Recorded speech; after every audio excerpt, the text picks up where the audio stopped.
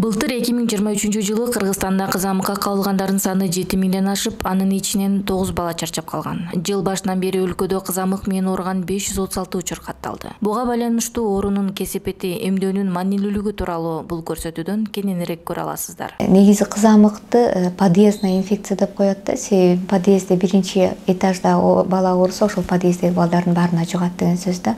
Бул аябай высококонтагиозный дейбиз. Тез жуга турган вирустук инфекциялардын катарына кирет. Белгилери бул састмоо сыяктуу башталат да. Ошо эң коркунучтуусу биринчи ошол билинбей састмоо сыяктуу башталып, анан башка балдарга жугуп калган, көбүрөөк тезирээк тарап кеткен дагы бир себеп ошол болсо керек.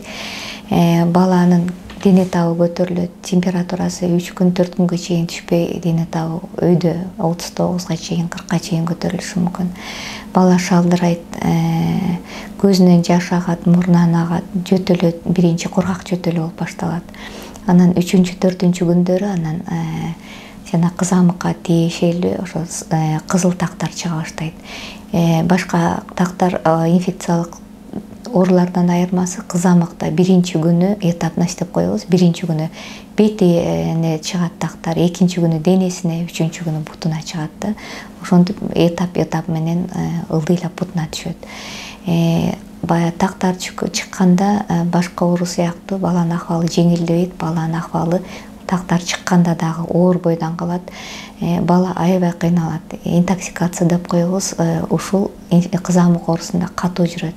Баланын алы кетет, шалдырайт, тамак аттабайт, тартпайт, жанын коерго жер таппайт. Бул кичинекей балдарда кандай катуу өтсө, чоңураак балдарда деле ошондой катуу өтөт. Бул оорунун эң коркунучтуусу бул оорунун кабылдоосу. Инфекциялык көп инфекциялык оорулардан айырмаланып, бул ооруда иммунитет түшүп кетет, баланын иммунитети түшүп кетет. Ошол себептен кабылдоосу мунуку көбүнчө пневмония оорусу. Пневмония оорусу менен кабылдашы мүмкүн, менингит менен кабылдашы мүмкүн, энцефалит деген баштын сезгенүүсү менен кабылдашы мүмкүн, кулак оору болушу мүмкүн. Ушул кабылдоолор башка оорулардан оорураак түрдө жүрөт. Кызамык оорусунун дагы бир коркунучтуусу бул жакшы болгон күндө дагы алыстаган кабылдоосу бар да. Кызамык менен ооруп жакшы болгондон кийин 3 ай 6 ай өткөндөн кийин дагы бул оорунун кесепети деп койсо болот. Кесепетинен дагы деле балдарды жогото алышыбыз мүмкүн. Бул мээнин сезгенүүсү. Бул вирус аябай ушундай коркунучтуу вирус экен, айрыкча мээнин бөлүктөрүн жабыркатат экен.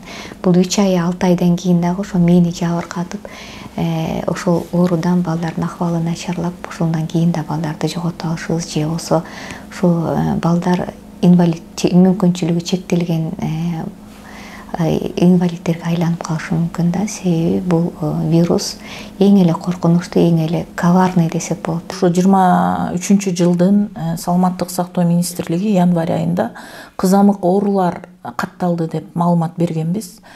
Ошо жылдын жыйынтыгы менен бүгүнкү күндө 7046 учур статистикага таянсак катталды. Бул көбүнчө жашы жете элек балдар эмдөө ала элек ошо 24% болду.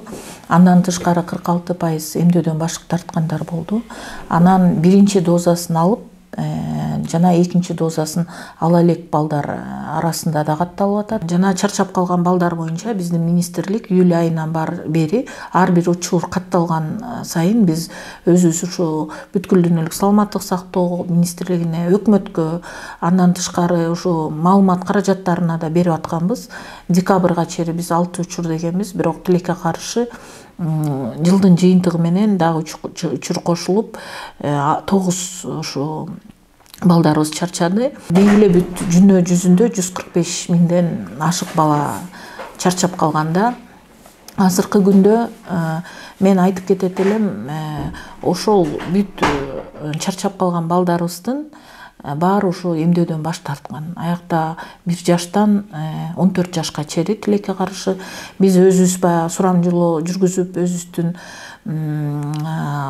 баягы иштерибиз, иш-чараларыбызды жасаганда ошо ата-энелер биз ушу дин көз караш менен баягы баш тартканбыз деген ушундай маалымат алдык. Бул балдарыбыз дагы кошумча да оорулары болгон, бир гана кызамык эмес, өнөкөт оорулары курчуп кетип, өзүнүн ДЦПлары болгон арасында. Ушу балдар ушундай кырдаалга келди.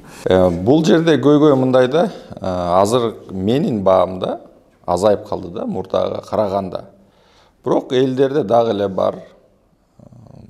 Эмнеге баш тартып жатасың десе, диний деп коет да, себеби диний деп койсо жеңил экен. Бирок анын көйгөйү анда эмес да. Элге биз туура түшүндүрүп беришибиз керек. Түшүнүк. Ошол мед кызматкерлери дагы такташ керек да. Эгер суроолор боло турган болсо, ошол жарандардан так жооп беришибиз керек. Мисалы үчүн курамында эмне бар? Эмнеге баш тартып жатасың? Сен баягы айткан нерселер биякта жок.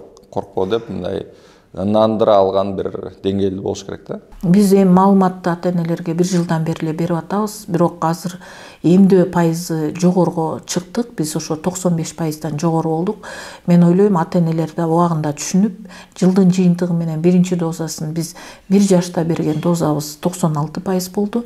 Жана экинчи дозасы 6 жашта берген 23 жылдын баягы чоң иш-аракеттер менен, чогуу жасаган иш-аракеттер менен ошол бир 96дан жогору болду да.